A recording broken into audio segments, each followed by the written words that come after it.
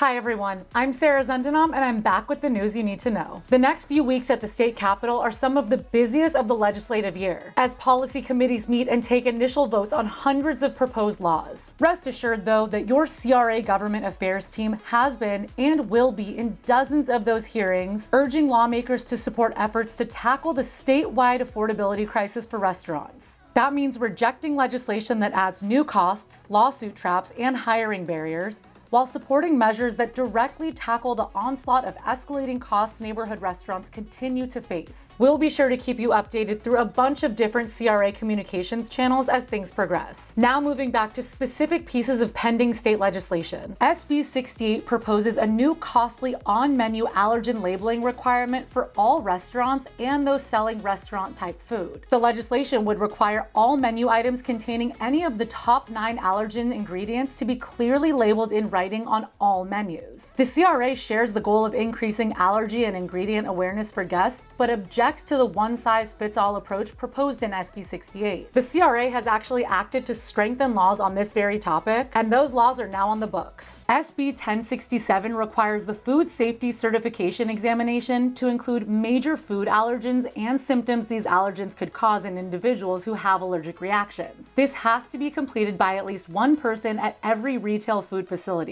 Then there was AB 1532, which requires the food handler training course to include instructions on safe handling food practices for major food allergens. The CRA is proud of their work to advance awareness and training around food allergens, and the work continues. But there are safer, more effective, and more inclusive solutions that benefit food allergy guests and restaurant operators. By mandating a static one-size-fits-all menu labeling system, the legislation ignores the realities of complex restaurant supply chains, the dynamic nature of sourcing ingredients, and frequent need for ingredient changes. The proposed compliance model is a burden that could hurt neighborhood restaurants by forcing frequent and costly menu replacements and changes, while also likely exposing them to additional liability. Rather than relying on a static approach like SB 68, the CRA is working on lasting solutions that truly benefit the food allergy community and provide real-time resources to guests. Those solutions are being developed today, the most promising being technology-driven resources that are reliable,